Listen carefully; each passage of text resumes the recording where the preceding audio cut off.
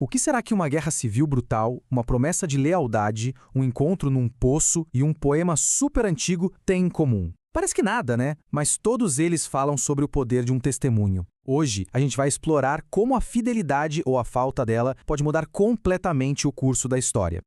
O nosso ponto de partida é esse provérbio com mais de 2000 anos que diz: a testemunha verdadeira livra almas. Ok, mas o que isso realmente significa? A verdade não está só no que se diz, mas em como se vive, nas atitudes. E é exatamente essa a questão que a gente vai investigar. Para entender o que é um testemunho verdadeiro, talvez a gente precise primeiro ver o contrário. Nossa primeira parada no livro de Juízes, que narra um dos períodos mais sombrios e violentos da história bíblica. Lá as decisões não eram só extremas, elas eram catastróficas. Então, qual era o cenário? Israel estava se recuperando de uma guerra civil horrível. A tribo de Benjamim tinha sido praticamente dizimada, e para piorar tudo, as outras tribos fizeram um juramento precipitado. Ninguém casaria suas filhas com os homens que sobraram. O resultado? Uma tribo inteira à beira da extinção, condenada por um ato impensado. E as soluções que os líderes encontraram são francamente chocantes. Primeiro, eles promoveram um massacre em Jabes e Gileade para sequestrar 400 moças. Depois, como não era suficiente, organizaram um sequestro em massa de mulheres durante um festival religioso. Isso não são só ações desesperadas, são um testemunho falso, o retrato de uma sociedade que traiu os próprios valores e perdeu completamente o rumo moral.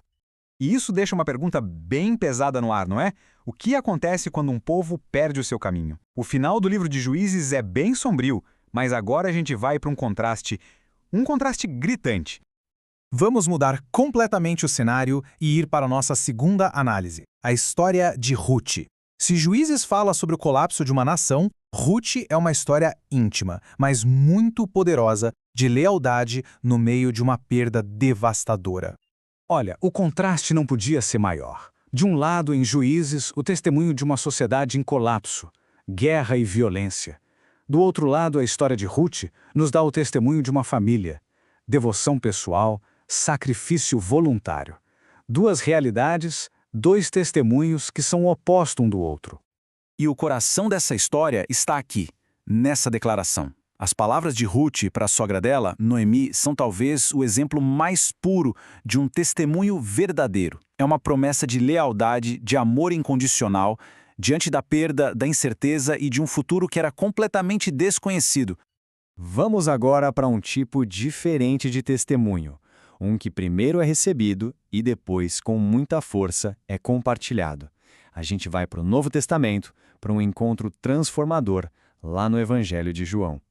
O que a gente vê aqui é a jornada de compreensão da mulher samaritana em uma única conversa. A percepção dela sobre Jesus muda radicalmente, de um simples estranho judeu para um profeta e, finalmente, para o Messias.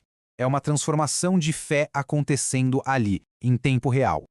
E o impacto do testemunho dela é exponencial. Aquele encontro pessoal transformou essa mulher, que era uma excluída social, na mensageira mais influente da cidade dela. Uma pessoa, uma conversa e uma comunidade inteira é transformada pelo testemunho dela. Depois de explorar esses testemunhos humanos tão marcantes, vamos agora olhar para o fundamento, para a base sobre a qual eles podem se apoiar, o testemunho divino. E para isso, a gente vai ao Salmo 105. O Salmo 105 fala sobre uma aliança. Mas o que é uma aliança? É bem mais que uma promessa.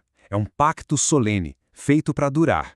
E nesse contexto é o próprio testemunho de Deus, uma declaração da sua fidelidade que não falha, que atravessa gerações. Esse salmo ancora essa promessa na história, recontando a fidelidade de Deus à linhagem que fundou a nação, Abraão, Isaque e Jacó. Ou seja, a promessa não é uma ideia abstrata. Ela foi vivida, testada e provada ao longo do tempo com pessoas reais, formando a base da identidade daquele povo. Então, o ponto crucial aqui é que este salmo apresenta um pano de fundo cósmico, um testemunho de lealdade divina que sustenta todas as histórias humanas de luta e fidelidade que a gente viu até agora. Bom, vamos agora fechar o círculo e juntar todas as peças da nossa análise. A gente volta lá para o nosso provérbio do início, mas agora ele tem um peso diferente, não tem? A testemunha verdadeira livra almas. Vimos isso na lealdade de Ruth, na transformação da mulher samaritana. O que fala mentiras é enganador. As consequências devastadoras disso foram vistas no caos de Juízes, onde as ações testemunhavam uma quebra total de confiança e de moralidade. E isso tudo nos leva à pergunta final. Nossas vidas são um testemunho constante, quer a gente queira ou não. Nossas ações, nossas palavras, nossa lealdade, tudo isso conta uma história. A questão não é se estamos dando um testemunho, mas qual? Que história a nossa vida está contando?